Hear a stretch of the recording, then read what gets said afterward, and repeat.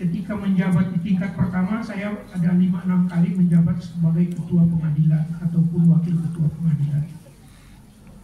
Bahkan sempat hidup di Poso pada waktu masih sering bunyi-bunyi dum-dum itu, saya hidup di Poso itu 4 tahun.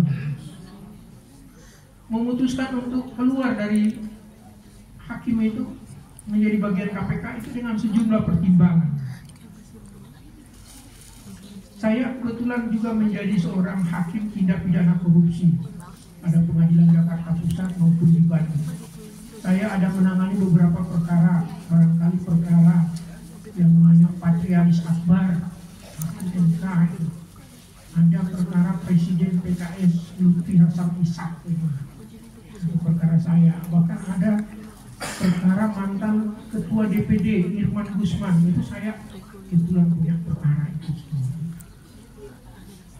Sebagai seorang, saya berpikir bahwa saya bisa membawa sesuatu kepada lembaga Komisi Pemberantasan Korupsi. Ada hal-hal yang saya lihat sebagai seorang hakim tipikor, mungkin ini bisa saya bawa untuk sedikit lebih menyempurnakan apa yang saya lihat belum sempurna di lembaga ini. Tetapi ketika saya masuk, sepertinya saya berani bilang begini, meskipun ada Ibu Aida sama Pak Amir gitu, KPK itu tidak seperti yang kita lihat dari luar gitu. Jadi apa yang saya ingin bawa sebagai bagian untuk menyempurnakan tidak seperti itu. Kepemimpinan di KPK itu misalnya dia bersifat kolektif kolegial. Makanya dulu saya pernah memprotes ketika ada pimpinan kami sebelumnya, Pak Ketua sebelumnya itu terlalu kasak kusuk di mana-mana gitu, sendirian apa semua. Saya bilang jangan one man show gitu memimpin lembaga ini, karena konsepsi kepemimpinan di lembaga ini sifatnya kolektif kolegial. Bapak pergi ngomong dengan satu menteri begini, Bapak ngomong dengan gubernur begini, itu bukan produk keputusan yang kolektif kolegial gitu. Paling tidak kalau Bapak tidak mau mengajak kami, ya udah dibicarakan dulu apa yang Bapak ngomongin di tempat lain. Itu kita harus sampaikan seperti itu. Agak berbeda. Ini langsung berkaitan aja dengan pertanyaan-pertanyaan berikutnya. Mimpin KPK itu nggak seperti yang saya waktu mimpin jadi ketua pengadilan Poso, ketua pengadilan Samarinda, ketua pengadilan Jakarta Timur. Nggak segampang itu, jadi tidak jadi sesederhana itu. Di KPK itu yang namanya PNYD, pegawai negeri yang diperbantukan itu tidak kurang dari sekitar 350 sampai 400 orang.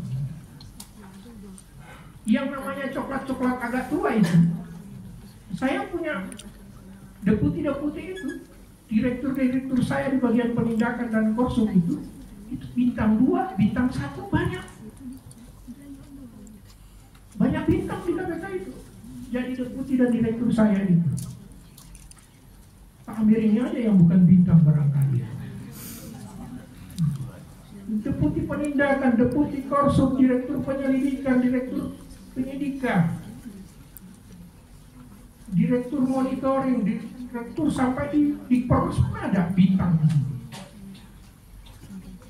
Yang menambah-nambah bintang mereka itu bukan kami, pimpinan SPK.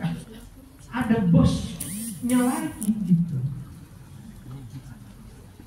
Persoalan ada sistem di lembaga itu.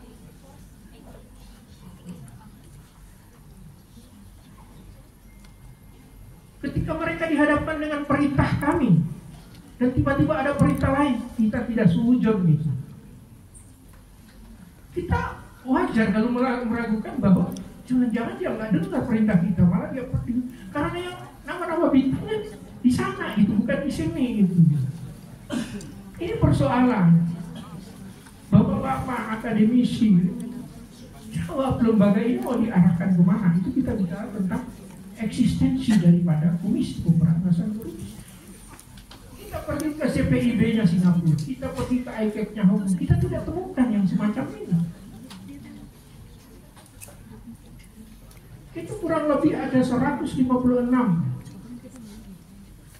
anggota kepolisian yang ada di Komisi Pemberantasan Korupsi.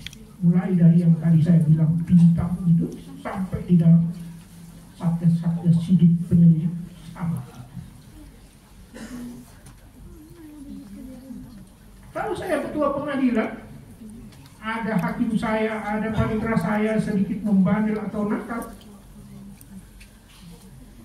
tinggal saya pergi lapor aja kepada Dirjen bahwa dia pernah ada satu panitera saya di jurusita saya di Jakarta Timur sedikit bandel, saya lapor Pak Dirjen. Cuma dipindah ke Kerawang, itu Kerawang menangisnya ada 7 hari 7 malam gitu kan, dari Jakarta Timur ke Kerawang. Bisa gampang. Kita itu enggak bisa. Jaksanya ada sekitar 146 jaksa. Kemarin ada berita 10 ditarik. Tapi nggak usah nanya saya kalau apa kenapa ditarik.